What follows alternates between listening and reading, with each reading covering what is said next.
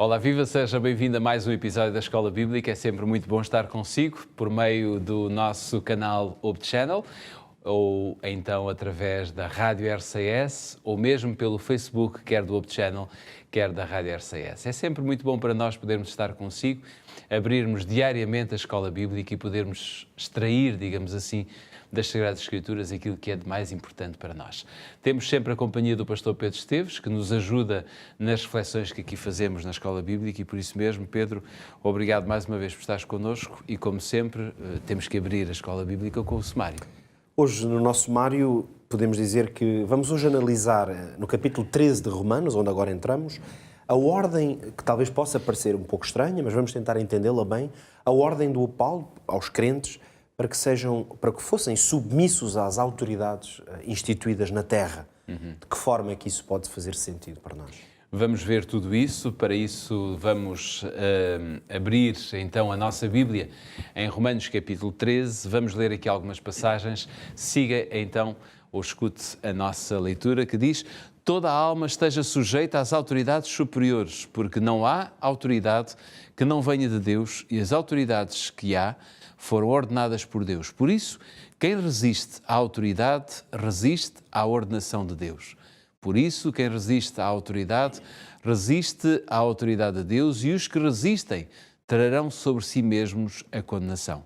Portanto, dai a cada um o que deveis, a quem tributo, tributo, a quem imposto, imposto, a quem temor, temor, e a quem honra, honra também. Ora bem, esta passagem de Paulo tem aqui muito que se lhe diga, digamos assim, porque há aqui toda uma série de deveres que nós devemos retirar e colocar em prática na nossa vida. Como é que nós devemos relacionar com as autoridades civis e políticas que nos governam? Como dizias, é um texto sublime que merece bem a nossa atenção. E talvez o que torne estas palavras mais interessantes, ou até se quisermos surpreendentes, é o facto de que Paulo fez esta afirmação numa época em que sabemos que o Império Romano dominava, que era um império pagão, que governava praticamente o mundo conhecido, pelo menos, e sabemos que o Império Romano tinha o potencial e a capacidade de ser brutal, por vezes, que era um império também corrupto, de muitas formas. As suas autoridades eram intrinsecamente corruptas, com falta de valores das mais variadas formas, e que era um governo, uma autoridade profundamente pagã.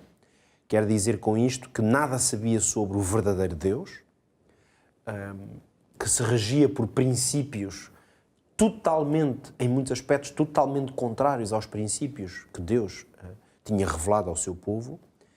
E mais ainda, para além já desta lista de coisas terríveis, este era o império, a autoridade sob a qual as pessoas estavam. E lembremos que esta igreja ainda por cima era em Roma.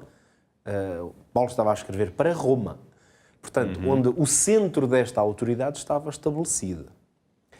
E esta mesma autoridade, de quem Paulo, entre outras, mas particularmente o império que dominava forçosamente, é sobre esse império que Paulo está a dizer à igreja que sejam sujeitos às autoridades superiores, e que dizem que a autoridade não vem senão de Deus, mas reparemos que esta mesma autoridade, praticamente, se não na altura em que Paulo estava a escrever, muito em breve tornar-se-ia uma entidade persecutória, que ia perseguir, matar cristãos e ser terrível. Vamos dizer assim, até o próprio apóstolo Paulo foi morto sob que domínio, sob que autoridade? A da autoridade do império que governava, das suas leis e das suas formas de fazer justiça. Portanto, apesar deste quadro negro que eu acabei aqui de traçar, é surpreendente que o apóstolo Paulo venha defender que os cristãos, e aqui se calhar não é muito surpreendente, importa dizer que realmente a visão do apóstolo Paulo e a proposta que ele tinha para os crentes é que fossem bons cidadãos. Ainda que o governo nem sempre fosse, obviamente, exemplar. É por isso que, depois das palavras que acabámos aqui de ler, eu acho que nós podemos retirar alguns princípios, e parece-me que isto talvez seja o mais relevante para nós, que vivemos num tempo tão longínquo, onde as formas de governo e de autoridade são muito distintas, e, portanto, há claramente princípios que eu penso que podem ser muito aplicáveis e úteis para todos aqueles que nos veem e nos escutam neste dia. Primeira ideia, o conceito, a própria ideia de governo é uma ideia bíblica. Isto nós temos que reconhecer. Quer dizer, este princípio de que existe uma classe, vamos dizer assim, que governe, que ordene, que estabeleça, portanto, ordem, é um princípio de origem divina. Onde é que nós encontramos isso? O próprio Deus estabeleceu o seu universo e o seu governo a partir de uma ordem estabelecida em que há quem tenha autoridade, há quem esteja debaixo da autoridade e até havendo mesmo hierarquia, por assim dizer, na forma como entre os seres criados por Deus essa autoridade se exerce.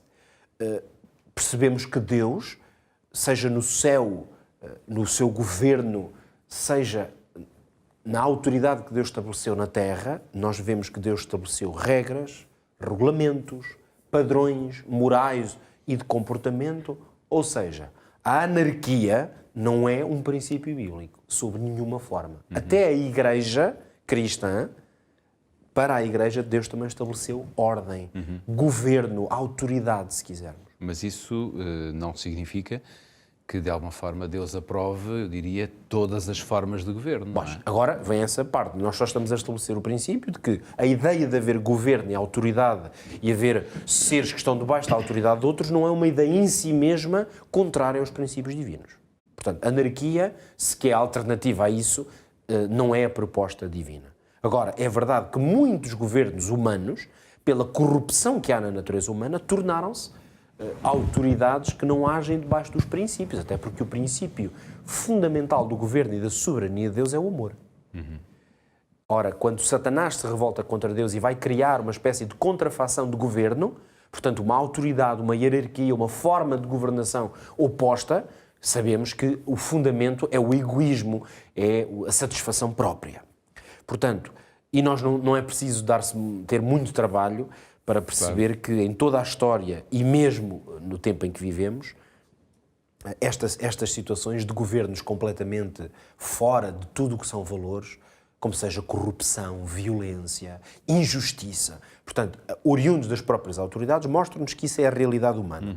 Ainda assim, nós poderemos ter como princípio que, tanto quanto possível, mesmo nesse contexto, é isto que o apóstolo Paulo mostra aqui, ao pedir respeito pelas autoridades e sujeição às autoridades, mesmo num contexto, como eu já expliquei, de um governo que não era propriamente exemplar, o apóstolo mostra-nos claramente que obedecer às autoridades de um país, para os cristãos, é, desde logo, uma forma de proteção.